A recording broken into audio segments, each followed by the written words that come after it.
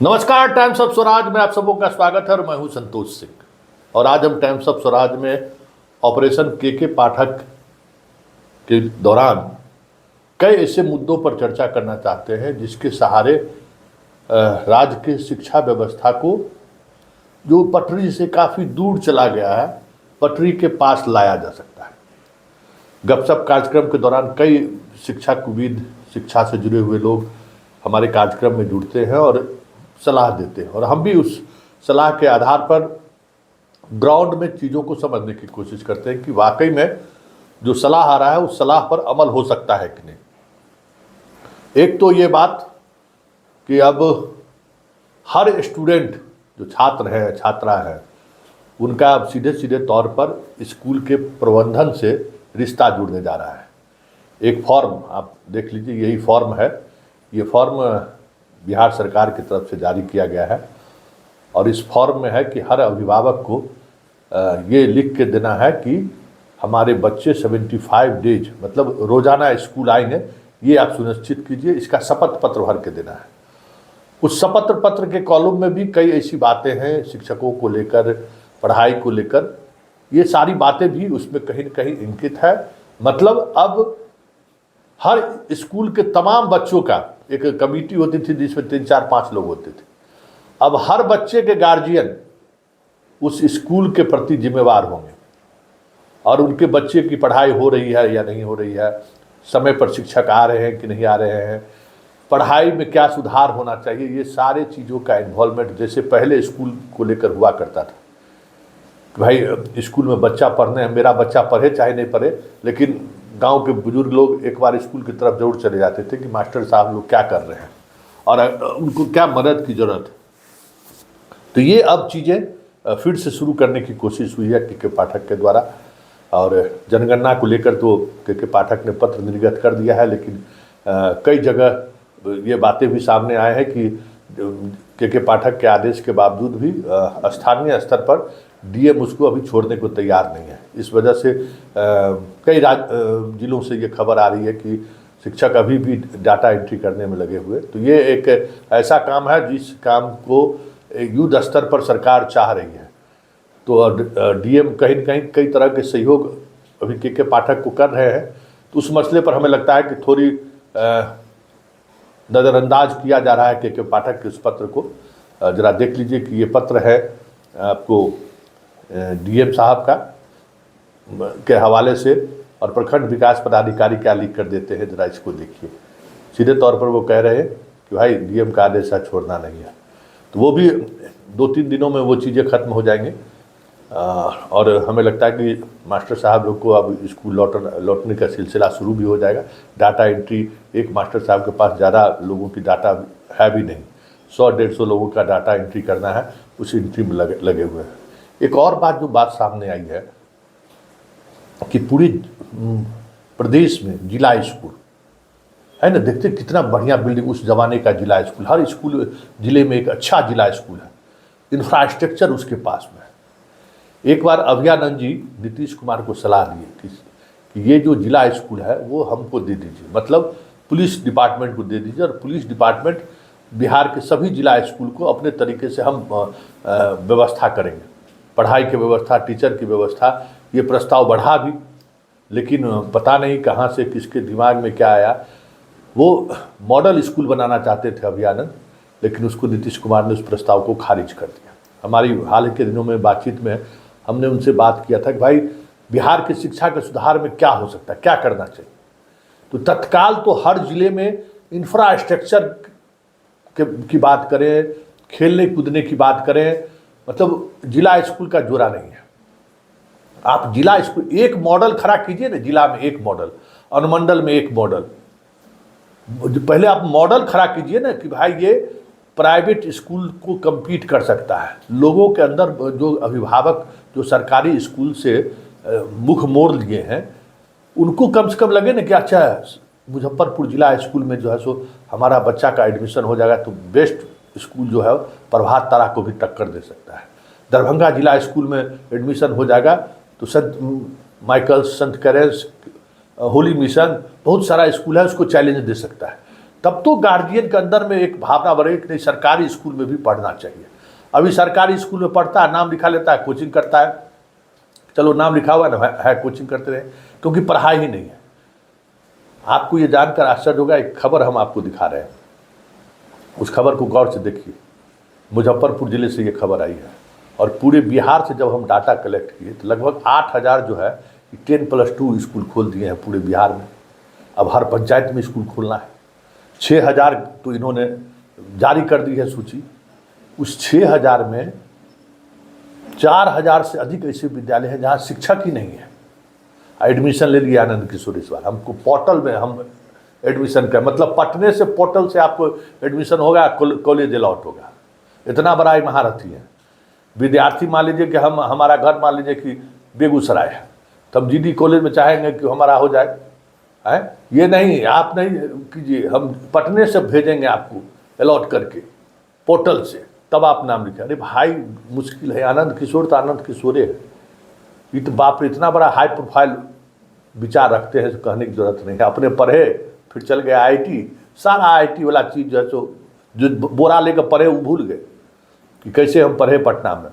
उससे अब कोई मतलब नहीं है। स्कूल को चौपट कर देना है, रिजल्ट समय पर दे देना है, परीक्षा लेना, हाँ उसमें कोई दिक्कत नहीं है। परीक्षा लेना है एकदम बढ़िया से, कदाचार मुक्त हो, कदाचार युक्त हो, वो सब देखते रहना है। जो टॉप करेगा उसको बुला के पहले से पूछ लिया जाएगा कि सवाल जवाब ठीक दे रहा है कि नहीं दे रहा है, दे रहे कि दे, उसको टाइट कर देना है। जो कोई मीडिया वाला उससे पूछ न दे कि आप कितना पढ़े। अभी तो नहीं योग्य, आप 98%, 95% दे रहे तो आपका बच्चा काहे नहीं IIT कम्पीट कर रहा है, काहे नहीं मेडिकल कम्पीट कर रहा है। हर वर्ष सूची जारी कीजिए ना। आप अगर चाहते हैं कि सरकारी स्कूल के प्रति लोगों का फिर उम्मीद जगे, लोग फिर आपके पास जाए, आप हर वर्ष जारी कीजिए कि हमारे बिहार बोर्ड से पढ़े हुए बच्चे इतने IIT कम्पीट किए हैं। चाहे आपके यहाँ पढ़े, चाहे नाम में इनरोल है, दीजिए कि IIT कम्पीट किया है, IIM मेडिकल में गया है, क्या कहते हैं दरोगा बहाली में गया है, सिपाही बहाली में गया है। आप सूची जारी कीजिए ना। आपके पास तो सूची है, BPSC तुरंत आपको सूची दे देगा। जिस बहाली वाले से आप सूची मांगेगा आपको सूची दे देगा। तो ये जो गुणवत्तापूर्ण शिक्षा नहीं दे रहे हैं, ये जो आपको आरोप लग रहा है और आप चुपचाप आरोप सुन रहे हैं और सच्चाई भी यही है, तो कम से कम वो तो कुछ छूटेगा। अभी तो भरोसा करे कैसे गार्जियन भाई कि आपके यहाँ भेज देगा बच्चा को पढ़ने के लिए।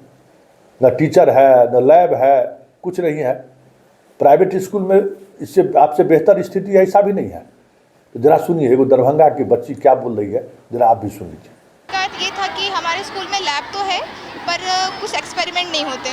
अगर प्रिंसिपल को कंप्लेन किया जाए तो वो बोलते हैं लैब टेक्नीशियन को बुलाया जाएगा। ना ही लैब टेक्नीशियन आते हैं और जो टीचर्स केमिस्ट्री ऑनर्स या फिर फिजिक्स ऑनर्स किए हुए हैं उन्हें भी लैब के बारे में ज़्यादा कुछ नहीं हमें बता पाते। 10 बच्चे जाते हैं, केमिकल्स को देखते हैं हम लोग, फिर वापस आ जाते हैं। कोई एक्सपेरिमेंट नहीं होता। चीज़ों की बस पहचान भी होता है, हाँ ये चीज़ है, ये सोडियम क्लोराइड है या कुछ भी ऐसा। पर हमें एक बार होता है, हमारे तो 9th 10th को मिला के हमारे पास एक बार हुआ है। केमिस्ट्री लैब में हम लोग गए हैं। सुन लिए ना कि मास्टर साहब को भी नहीं आता है लैब का। हालात यही है कि बिहार से पढ़ा हुआ जितना टीचर है, जिसको 10+2 और 10th में पढ़ाने के लिए आया है, वो आज तक लैब देखा ही नहीं है। लैब मतलब माइक्रोस्कोप कैसे देखा जाता है ये उसको पता नहीं है। परखनली क्या होता है उसको पता नहीं है। ठीक है ना। पहला है ना, पहले चैप्टर में हम लोग फिजिक्स में बनाते थे, याद हमको नहीं है, फिजिक्स में हम लोग कांटी ठोक ठोक के कुछ चीज़ बनाते रहते थे। वो भी पूरा डायग्राम बनाते थे, कुछ आता नहीं है। मतलब प्रैक्टिकल हुआ ही नहीं है और प्रैक्टिकल इन लोगों को समझ में आता ही नहीं है। बिहार से बाहर से जो पढ़े हुए टीचर हैं जो अपॉइंट हुए हैं उनमें से कुछ को प्रैक्टिकल आता है, कुछ न मैक्सिमम को प्रैक्टिकल आता है। लेकिन बिहार में पढ़े हुए एक भी PG पास भी है लेकिन उनको प्रैक्टिकल नहीं आता है। आज तक वो प्रैक्टिकल किए ही नहीं है। मतलब उनको अगर ये दे दिया जाए कि आप कोई पत्ता तोड़ के दे दिया जाए, कहा जाए कि इसका आप बायोलॉजिकल सारा कुछ लिखिए, समझ में उनको नहीं आता है। ये स्थिति है। लेकिन पाठक के ऑपरेशन का एक असर ज़रूर हुआ है कि शिक्षक जाने लगे हैं, लेकिन फिर भी रोज़ाना 100-200 टीचर के एब्सेंट होने की खबर आते ही रहती है। वो ऐसे टीचर हैं जो टीचर वर्षों से फरार हैं और कहीं न कहीं कुछ न कुछ चीज़ें हैं ऐसी जिस वजह से लगातार घेरे में आ रहे हैं वो, और हमें लगता है कि वो जो भी ऐसे टीचर हैं जल्द ही उनकी विदाई भी हो जाएगी। वैसे जो बात सामने आ रही है, जिन बातों को लेकर के पाठक लगातार प्रयास कर रहे हैं, 15 अगस्त के बाद बहुत सारी चीज़ें सामने आनी शुरू हो जाएगी। स्कूल को लेकर कई तरह की जो भ्रांतियां हैं, अब आया क्या कि शौचालय को लेकर कोई नियम ही नहीं है, शौचालय साफ कैसे होगा। मतलब मुश्किल ये है कि कोई मतलब के पाठक आया तो अपना चिट्ठी पर चिट्ठी निकल रहा है, लेकिन एक नियमावली होना चाहिए कि स्कूल कैसे चलेगा। कल बहुत बढ़िया एक हेडमास्टर साहब हमसे जुड़े थे, स्कूल कैसे चलेगा इसके लिए कोई नियमावली नहीं है। शिक्षक नहीं आते हैं तो उनके खिलाफ अनुशासनात्मक कार्रवाई करने का अधिकार प्रिंसिपल साहब को नहीं है। प्रिंसिपल साहब कुछ नहीं कर सकते हैं। प्रिंसिपल साहब उनके यहाँ सफाई की व्यवस्था कैसे रहे, बिजली बत्ती अगर लगाते हैं तो उसका भुगतान कैसे हो, इसको लेकर कोई प्रक्रियात्मक, एक होता ना कि भाई PWD रूल्स है, उस रूल्स के अनुसार सड़क बना सकते हैं। जल संसाधन विभाग का अपना रूल है, उस रूल के अनुसार आप बांध बना सकते हैं। लेकिन शिक्षा विभाग में स्कूल का कैसे संचालन होना है इसके लिए कोई रूल नहीं है। जो आएगा वो पत्र जारी कर देगा, जो आएगा वो पत्र जारी कर देगा, मतलब पत्र पर पत्र जारी होगा। अब स्थिति ये है कि प्रार्थना क्या होगा वो भी अब पटने से तय होता है, हो रहा है कि ये प्रार्थना करें। पूरे बिहार में एक ही प्रार्थना होगा, बताइए। अरे मिथिलांचल है, इधर भोजपुरी वाले बेल्ट में है, अलग अलग टून है लोगों का, अब प्रार्थना भी एक भी होगा। मतलब अजीब स्थिति है, सब अपने मतलब अपने तरीके से फरमान जारी कर देता है। कोई एक नियमावली होना चाहिए कि इस नियमावली से स्कूल चले, के पाठक रहे या नहीं रहे, कोई पाठक रहे, लेकिन एक बार नियमावली बन जाएगा कि इस तरीके से स्कूल को चलना है, इस तरीके से अटेंडेंस बनना है, इस तरीके से क्लास पढ़ना है, क्लास में किस तरीके से परीक्षा लेनी है, इंटरनल एग्जाम कब होगा, एक्सटर्नल एग्जाम कब होगा, ये सारी चीज़ें अगर एक बार बन जाए तो चीज़ें एक बार सिस्टम में आ जाने के बाद चीज़ें चलती रहेंगी। कोई भी बने कोई भी रहे, सिस्टम ही नहीं है कि स्कूल का संचालन कैसा हो, न हेडमास्टर को पता है, न प्रखंड शिक्षा पदाधिकारी को पता है। बस समय समय पर चिट्ठी आता रहेगा, एक चिट्ठी दूसरे चिट्ठी का खंडन करता रहेगा, कहेगा इस चिट्ठी का कोई मतलब ही नहीं है, फिर दूसरा चिट्ठी आएगा, तीसरा, यही चिट्ठी स्वास्थ्य हेल्थ डिपार्टमेंट की तरह जो है शिक्षा विभाग में भी जो चलता रहता है। लेकिन चलिए, के पाठक के इस पहल का एक बड़ा प्रभाव ये पड़ा है कि अब लोग बिहार में सरकारी स्कूल में शिक्षा व्यवस्था कैसे सुदृढ़ हो, इस पर अब घर घर में चर्चा होनी शुरू हो गई है। ये बहुत बड़ी बात है, और ये बात अगर चर्चा लगातार जारी रहा तो सुधार होगा, क्योंकि कुछ भी असंभव नहीं होता है, सुधार होगा। लेकिन चर्चा होना जरूरी था। जो सरकारी स्कूल में शिक्षा को लेकर जो एक मतलब इस तरीके का भाव लोगों के अंदर में हो गया, अरे सरकारी स्कूल है छोड़ दी, वो भाव जो है सो एक बार फिर से आने लगा कि नहीं, सरकारी स्कूल अपना स्कूल है, उस स्कूल पर ध्यान देना जरूरी है। तो ये एक बड़ा बदलाव आया है कि के पाठक के आने के बाद गार्जियन में भी, बच्चों में भी, और जो सिविल सोसाइटी है उसके मन में भी शिक्षा व्यवस्था को लेकर एक भाव पैदा लिया है। और अब उन्हें भी जानकारी हो रही है कि वाकई में बिहार में शिक्षा व्यवस्था का हाल कितना बुरा है।